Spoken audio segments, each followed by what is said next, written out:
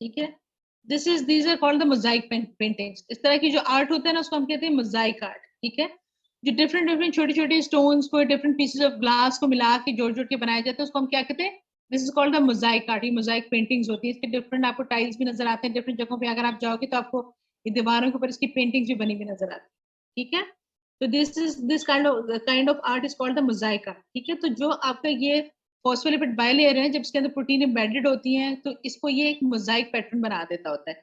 That's why it's called the fluid mosaic model, because it has a fluidity in it because of its constants, और साथ ही इसके अंदर जब protein embedded होती है तो it gives it a Mosaic appearance. ठीक है बच्चों, क्लियर है यहाँ तक? अब कुछ प्रोटीन्स मैंने अब ये जो आपको ब्लू कलर के ग्रे कलर के स्ट्रक्चर नजर आ रहे हैं, these are called proteins, membrane proteins, and they constitute about 50% of the total mass of the phospholipid bilayer। ठीक है, अब कुछ प्रोटीन्स ऐसे हैं that are passing through and through, देखो यहाँ से पास ऊपर से लेके नीचे तक जा रही हैं, they are spanning the entire thickness of this phospholipid bilayer। इस किस्म की जो प्रोटीन्स है उनको हम कहते हैं these are called the transmembrane proteins। ठीक है, कुछ प्रोटीन्स है इंटीग्रल जो कि इसके अंदर फिक्स्ड है। ठीक है, और कुछ प्रोटीन्स है जो सिर्फ बाहर को लगी हुई है या फिर सिर्फ अंदर को लगी हुई है, जैसे ये वाली है, जैसे ये वाली है, इनको हम कहते हैं these are called the peripheral proteins। ठीक है, बेटा आपको मेरी स्क्रीन नजर आ रही है ना? यस मैम, नजर आ रही है। यस मैम, नजर आ रही है। ठीक है, these are called the transmembrane proteins and they are spanning the entire thickness, and these are ये कि बेसिकली इंटीग्रल प्रोटीन्स है, और जो थ्रू एंड थ्रू पूरी पास हो रही है उसको ट्रांसमेम्ब्रेन प्रोटीन्स कहते हैं, और जो सिर्फ बाहर की तरफ लगी हुई है या सिर्फ अंदर की तरफ लगी हुई है उनको हम कहते हैं पेरिफेरल प्रोटीन, जो कि सिर्फ एक साइड पर लगी हुई होती है। ठीक है, यहाँ तक क्लियर हो गया बच्चों? Okay, now comes the peripheral proteins are not incorporated, like उसके अंदर फिक्स नहीं होती फॉस्फोलिपिड बाइलेयर में, बल्कि सिर्फ एक साइड पर वो लगी हुई होती हैं। Are not incorporated in the phospholipid bilayer but are associated with the external and the internal surface. Some of these proteins are anchored to the cytoskeleton of the cell. जो अंदर वाली होंगी ना वो cytoskeleton, वो skeleton होता है which is providing the rigidity to the cell। ठीक है, और उसके अलावा ट्रांसपोर्ट वगैरह का फंक्शन। साइटोस्केलेटन यानी कि जो सेल का स्केलेटन है, कुछ प्रोटीन्स उसके साथ भी अटैच होते हैं। Cholesterol is also present within the membrane which provides rigidity to the membrane and also regulates its fluidity। ठीक है, इसके अलावा इसके अंदर क्या होता है, कोलेस्ट्रॉल मॉलिक्यूल जो एम्बेडेड होते हैं जो आपका फॉस्फोलिपिड बाइलेयर है। ठीक है, और उसका फंक्शन क्या होता है, कोलेस्ट्रॉल बिकॉज वो भी फैट होता है तो वो इसकी फ्लूइडिटी को जो है वो रेगुलेट करता है, and it also provide rigidity, यानी उसको थोड़ा सा रिजिड, थोड़ा सा हार्डन करता है। ठीक है, बिकॉज हमने बता दिया कि इट्स अ फ्लूइड मॉडल, इसके अंदर फ्लूइडिटी होती है इसकी सेल मेम्ब्रेन में, तो जब उसके अंदर आप कोलेस्ट्रॉल भी फिक्स कर देते हैं तो क्या होता है, उसका स्ट्रक्चर रिजिड हो जाता है, थोड़ा सा सख्त हो जाता है। ठीक है, और साथ ही साथ उसकी जो फ्लूइडिटी है वो भी थोड़ा उसके ऊपर भी चेक रहता है। ठीक है, on the external surface of the cell, most of the surface proteins and some phospholipids are conjugated with polysaccharides। अब क्या होता है, जो बाहर वाली सरफेस है ना, जो एक्सटर्नल साइड है आपके फॉस्फोलिपिड बाइलेयर की, उसके साथ क्या होता है, कहीं कहीं पे जो फॉस्फोलिपिड है उसके साथ या तो प्रोटीन्स अटैच हो जाती हैं या फिर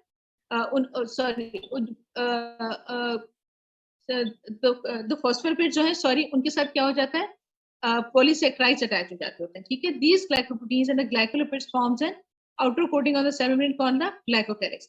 कुछ प्रोटीन जो होती हैं वो फॉस्फेट ग्रुप के साथ अटैच हो जाती हैं, और कुछ जो होती हैं वो आपके लिपिड्स के साथ अटैच हो जाती हैं। ठीक है, and they are called the glycoproteins and the glycolipids. क्या बन जाते हैं, ग्लाइकोप्रोटीन्स बन जाती हैं या फिर ग्लाइकोलिपिड्स बन जाते हैं।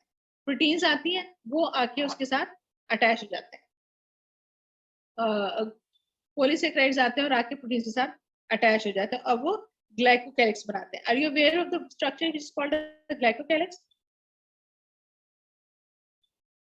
It provides mechanical and the chemical protection to the cell membrane। अब होता क्या है ये अब आप देखिए।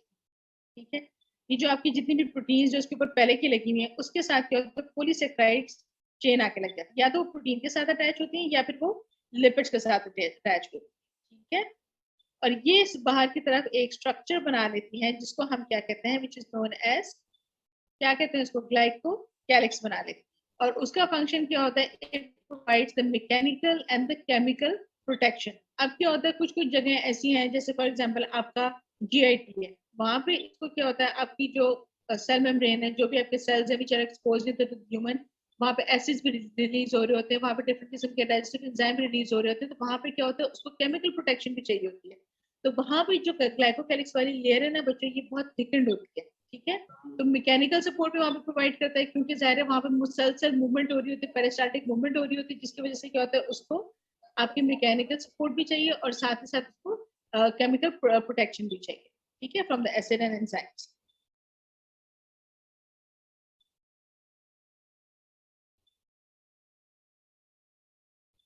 The proteins of the membrane are of great significance. ठीक है, जो प्रोटीन्स हमने बताई हैं जो 50% कॉन्स्टिट्यूट करती है mass of the cell membrane, they are of great importance, ठीक है, उसकी बहुत ज्यादा सिग्निफिकेंस है, उसके मल्टीपल फंक्शंस ऑन प्रोटीन्स के, ठीक है। The membrane proteins help to maintain the structural integrity of the cell by giving attachment to the cytoskeletal elements.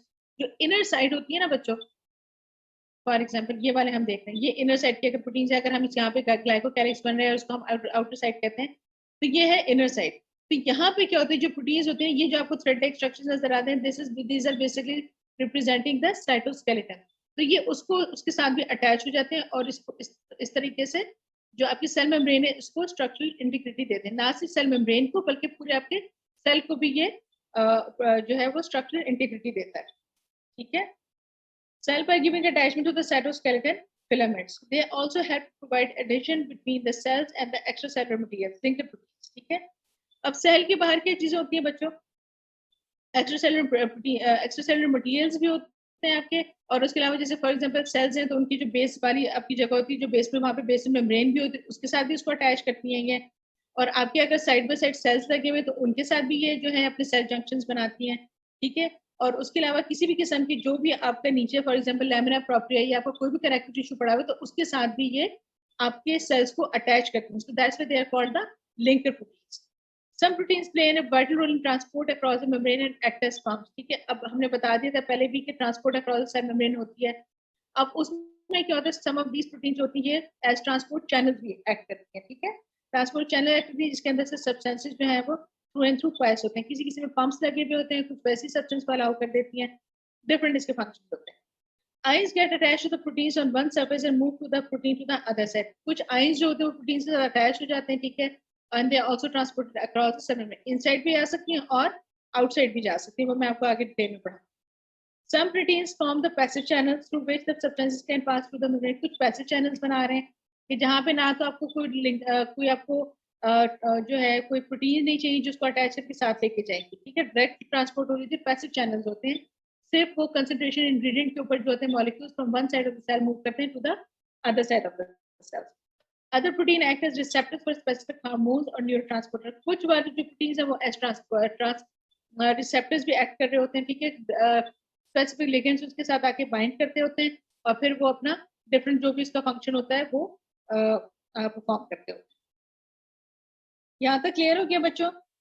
ये बेसिकली आपके इंपॉर्टेंट, आपको पता होना चाहिए कि why the proteins which are embedded in cell membrane, why are they so much important, ठीक है। यहाँ तक आपको ये समझ आ रहा है कि सारा का सारा फिजिकल बैरियर बना देता है, सिलेक्टिव परमिबिलिटी करता है, ठीक है, इलेक्ट्रोकेमिकल ग्रेडियंट को जो है वो एस्टैब्लिश करता है, अदरवाइज कोई भी मॉलिक्यूल्स अंदर से बाहर जाते जाएं, जैसी बॉडी की जैसी भी आपकी सेल की रिक्वायरमेंट होती है उसके हिसाब से जो है आयंस मूव करते हैं in and out of the cell.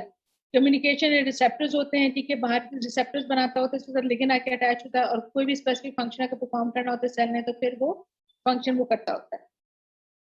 अब डिफरेंट किस्म के बच्चों मोड ऑफ ट्रांसपोर्ट है अक्रॉस द सेल मेम्ब्रेन, ठीक है, पैसिव ट्रांसपोर्ट है, एक्टिव ट्रांसपोर्ट है और उसके अलावा आपकी वेसिकुलर ट्रांसपोर्ट है across the cell membrane. These are the different modes of transport across the cell membrane. सबसे पहले बच्चों है passive transport across the cell membrane. A movement of the substances down a concentration gradient, no expenditure of cellular energy is required and continues unless the equilibrium is reached, ठीक है। ये तो बच्चों आप लोगों को पता है कि पैसिव मूवमेंट किस तरीके से होगी, against the concentration gradient किस तरीके से होती है, उसका तरीकेकार ये होता है movements of molecules from a concentration of from high concentration to a region of lower concentration होते हैं, this is called the passive movement। और उस वक्त तक मूवमेंट होती रहती है जब तक कि एक इक्विलिब्रियम रीच नहीं हो जाता, ठीक है, this is called the passive transport. अब उसके डिफरेंट मोड्स हैं, एक सिंपल डिफ्यूजन है, एक फैसिलिटेटेड डिफ्यूजन है और एक ऑस्मोसिस है। सिंपल डिफ्यूजन में क्या होता है, कोई एक्सपेंडिचर ऑफ एनर्जी नहीं होता पैसिव ट्रांसपोर्ट में, ये बात आपको याद रखनी चाहिए, ठीक है। सिंपल डिफ्यूजन में क्या होता है, मूवमेंट ऑफ द मॉलिक्यूल्स होती है, ठीक है, down the concentration gradient across the selectively permeable membrane. Exchange of oxygen and carbon dioxide आपकी example between the blood and the body tissues. ठीक है, जैसे आपके lungs में होती है, सिंपल कार्बन डाइऑक्साइड जो होती है वो बाहर निकल जाती है और ऑक्सीजन अंदर आती जाती है, क्योंकि कंसंट्रेशन ऑफ ऑक्सीजन जो है उस ब्लड के अंदर कम होती है और कंसंट्रेशन ऑफ कार्बन डाइऑक्साइड ज्यादा होती है, तो फिर आराम से जो है वो एक्सचेंज ऑफ गैसेस हो जाती है। ठीक है, इसी तरह आपकी है दूसरी फैसिलिटेटेड डिफ्यूजन। उसमें क्या होता है, दैट रिक्वायर्स फैसिलिटेशन।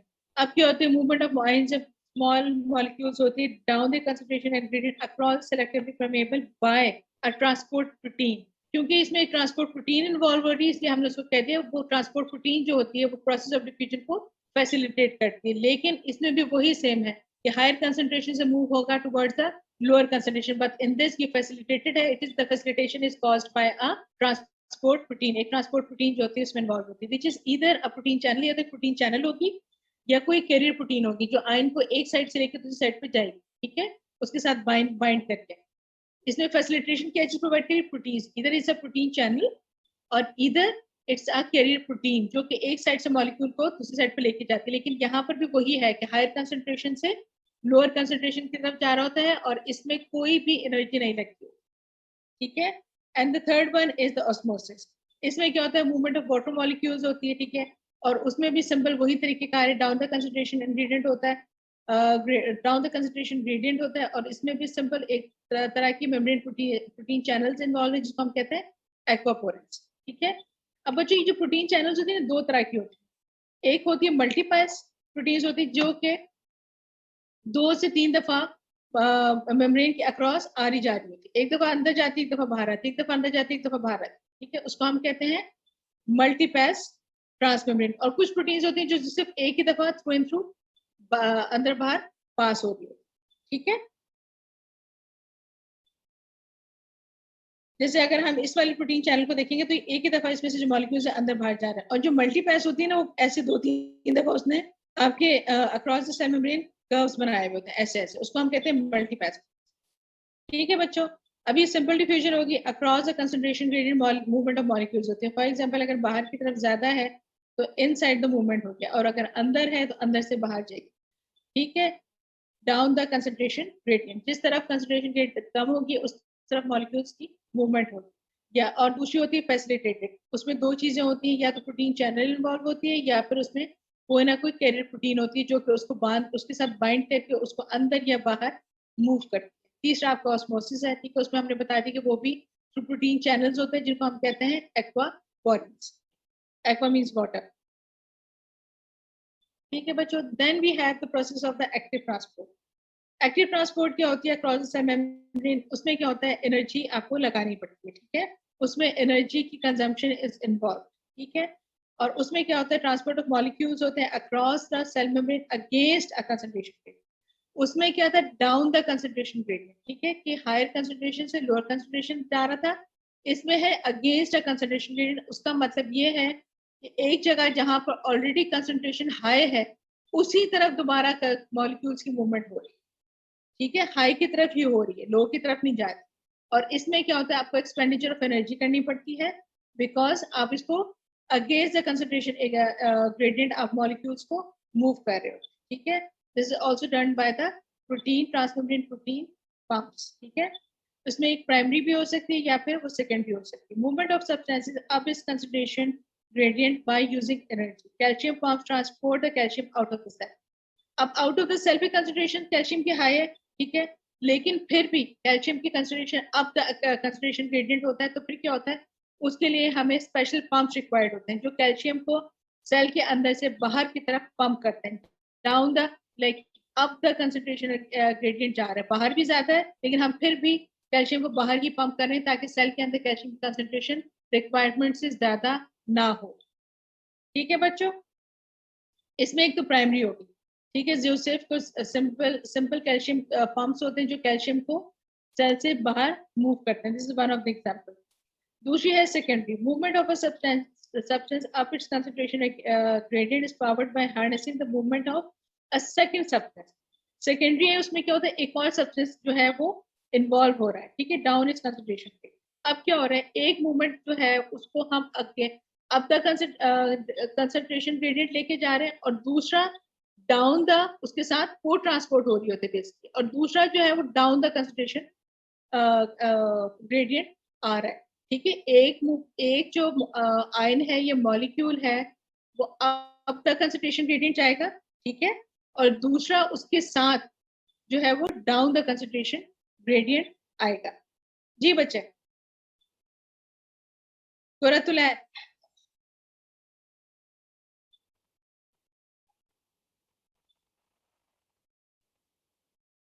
जी जी, हाँ